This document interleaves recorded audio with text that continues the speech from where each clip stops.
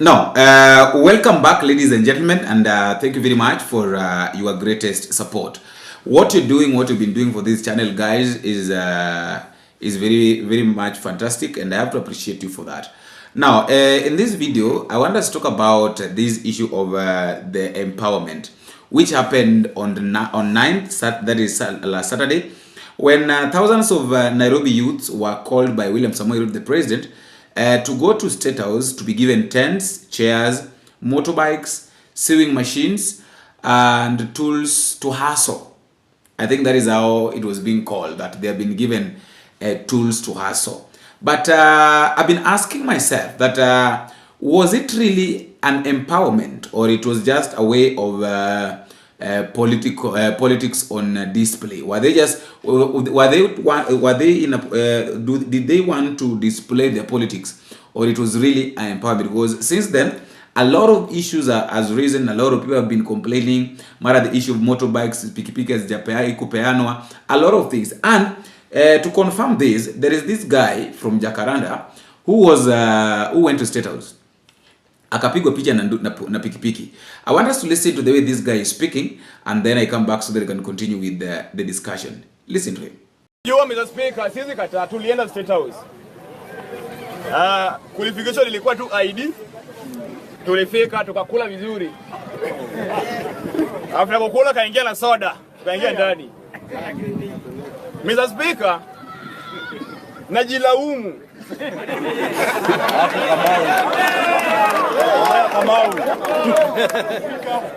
Tena mimi mwenyewe najichukia kujipeleka Statehouse. Mimi mwenyewe nilipigwa picha na pikipiki na kifungu ya pikipiki.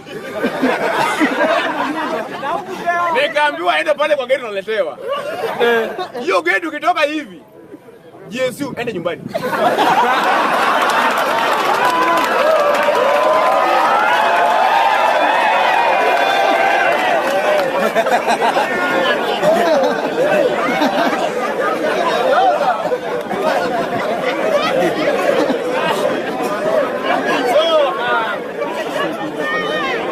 Sasa hapo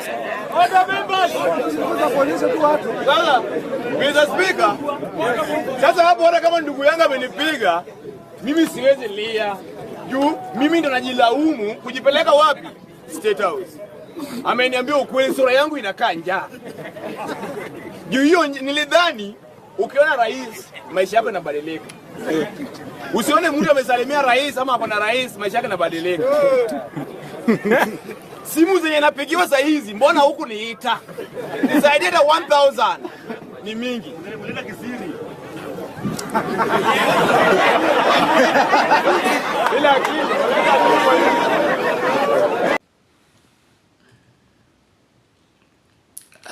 Now, before we get into deeper discussion of what happened and why all these things have happened or why people are complaining, let me just quickly remind you that if at all we are meeting for the first time, ladies and gentlemen, don't forget to click the subscribe button.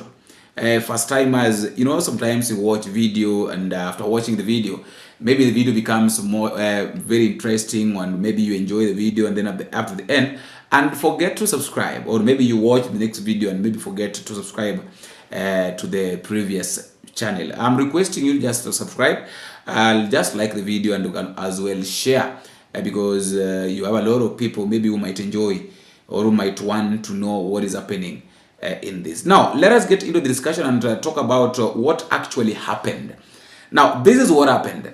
President William Ruto hosted over 1,115 groups across 17 constituencies, around 15,000 people who attended.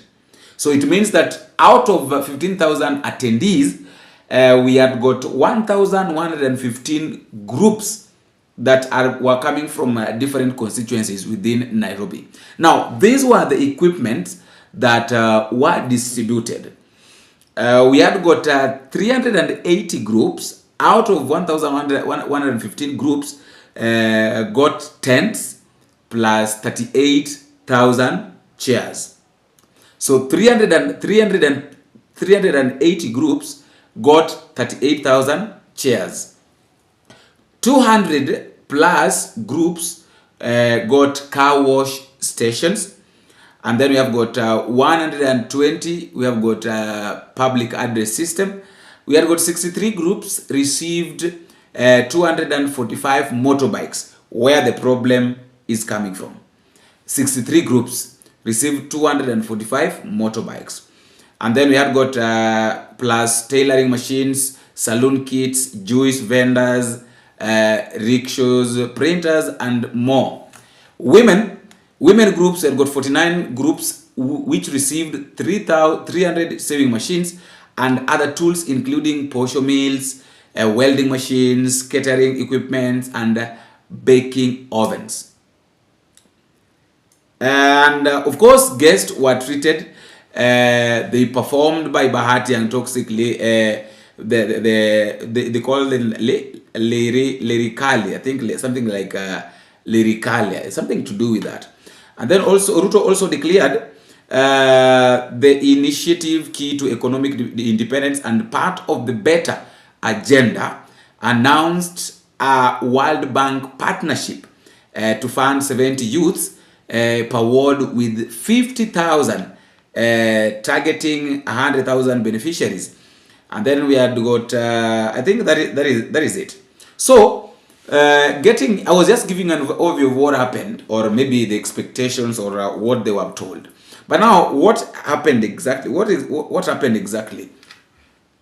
If you try to look at this issue, there was the space for grassroots business and informal hustle, which is being forced by these tools. After they've been given these tools of empowerment, they are forced to empower themselves, mobilize themselves, and do services.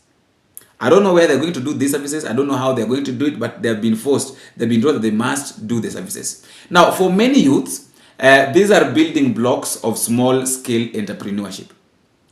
Some people are saying that a lot of people, watu wengi sana, vijana wengi sana hawana kazi.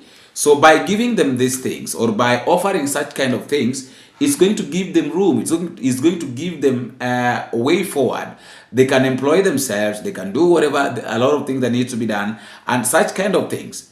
Are you seeing? But then, we also have to understand that in as much as these things have happened, or these things are happening, there are repercussions. Number one question that we need to ask ourselves, that are these things really genuine? When you try to look at this thing this way, there is an issue of praise, whereby the president himself wants to be praised. Anataka kwamba, yani he wants people to know that indeed he is working. Like, what is he doing? Yeah, that is the target. So, is it really a tangible help? Are you really helping because you want to help, or are you helping because many a times we hear the president saying that, oh, I'm the best president. The things that I'm doing that other presidents have never done. I'm the first learned president. You know, I'm a doctor. I graduated. I have a good degree, PhD in zoology. You know, graduating from being a zoologist and being a president are two different things. So you can't tell us that maybe you are leading this country or governing this country because you performed well, or because maybe you have got PhDs, because you are the best candidate. Of course, you can claim that you are the best president. But what is it that you've done so far that shows or proves that indeed you are the best president? Such kind of things that the ones that are supposed to ask, that what is it that you've really done which is showing that you are the best president? Because if you try to look at the whole of all of these things, it is all about praises. It is not about, it's not really empowerment, it's praises. Like, this guy wants to be praised. Anataka watu waseme kwamba nyewe Ruto anafanya kazi, Ruto is really working. But then if you try to look at things kwa ground, unakuja unapata vitu tofauti. First of all, if you listen to the way these guys are speaking, they are saying that hii mambo na empowerment, mara tulienda Statehouse, hizi zilikuwa uongo. In fact, that guy is saying that nilipigwa picha na pikipiki. Baada ya kupigwa picha na pikipiki nikaambiwa enda pale kwa gate, hiyo pikipiki unaletewa, and then after kufika kwa gate wakafukuzwa. So which kind of empowerment is that? And you know, I was very much curious concerning this issue of empowerment, so most of the pikipiki thing, because you can't tell me that you can't just decide and tell me that that these motorbikes are new but they don't have helmets. How? You know, I had Musalia Mudavadi saying something, but I'll finish by saying that. Let me just say it, that the motorbikes and the generators had been taken back to the company for anyway, I'll say that as I finish. The another thing was is this issue of tools and equipments equal real ownership, no loans or vogue pledges. I think that one we'll talk about. Now we have got the signal government focuses on the everyday hustler, not just corporate elites. Is it true? Is it really true? Because you know, while these people are doing these things, we have got smiling recipients. Wale watu ambao wanacheka, wale watu ambao wanafurahia. You see people vijana wanaendesha ndudhi, wanaendesha pikipiki wakisema kwamba Ruto is really working. Ruto amewapea pikipiki, but if you try to take a keen look at this, you come to realize that it is not true. Ruto amewapea pikipiki, ni sawa tukatae umepewa pikipiki. What are these pikipiki going to do? Or who is it that has really received these pikipikis? Because according to the people wenye walikuwa Statehouse, according to the guys wenye walikuwa Statehouse, they are saying that hawakupata chochote. Hii pikipiki hawakuipata. Mudavadi is saying that motorbikes and generators that were brought to Statehouse were taken back to the company for registration. So be humble. So let me ask a question. So generator pia inafaa ikuwe registered. How is a generator being registered? You know, the problem is that these guys have really been lying, and it's time that they've realized that their lies are catching up with them. So in short, they can't lie anymore. They completely can't lie anymore. They're trying to lie na uongo imefika mwisho. How can you tell us that motorbike na generator zimerudishwa kwa kampuni ili zikuwe registered? Mimi mwenyewe najua I have a generator, and I've never heard that a generator is normally being registered. Why is it being registered? Pikipiki unaweza sema that must be registered, but generator inakuwa registered how? Why is it being registered in the first place? Why is it being registered? You know, these guys wanatuangalia, they see as wanaona kama these Kenyans needs to be wanapaswa kudanganywa sana. But then in as much as maybe William Ruto is doing this thing, there is also this issue of political backdrop. Now, talking about political backdrop, we understand that youths-led protests in mid-2025 over economic hardship and police brutality stirred national concern. About 65 plus deaths, over 500 and over 500 injured. The unrest echoes the 2024 finance bill protest. And then we also have this event, the Every Hustler Matters, whereby they are saying that every hustler matters approach reinvigorates the hustler narrative ahead of 2027, leveraging political symbolism to solidify grassroots support. Now, let us talk about those 2 points a little bit. Back in 2024, let's say 2024, last year, there was a demonstration, and this demonstration was when the Gen Zs decided to come together to fight for justice, to fight the finance bill, and then it was dropped. A lot of people died. So early this year, I think, yeah, the same month, this year, the same day, 25th, June 2025, June 25th actually. The June 25th, 2025, there was a memorial service whereby the youths were commemorating the deaths of people like Kina Rex, who lost their lives last year during the demonstration. So I think the president sat down and reasoned, pengine aliambiwa, that if you really want to, right now, the target, one of the greatest targets, or one of the greatest things that these guys are really working on, is how they can capture the attention of these youths. Like everybody is really struggling on how can I get these youths, because they believe or they know that by getting the youths, automatically you have got 3/4 of votes. But is it really going to be very easy for any politician to capture the youths? Youths are very slippery. You can't trust them because they don't trust anybody. So, it is very difficult to trust somebody who trusts nobody. How will you start trusting that person? If he can't trust himself, he can't even trust you. Why would you decide to trust him? You can't. So what these politicians are working on right now is how they can get the trust of these Gen Zs. And that is why, you even hear Rigathi Gachagua every now and then speaking, saying that vijana kesho ni yenu. So find a leader who can help you fight better to secure your future. So how are you going to secure your future if these are the kind of people that you have who keeps on lying to us, who keeps on threatening people? Now the same guy up there, during the same guy who went to the Statehouse, who is coming to apologize, is again saying something here that he has been threatened, and the threat is in 3 forms. Number 1, he accepts that he was given motorbike. Number 2, he decides, he says that he did not go to Statehouse.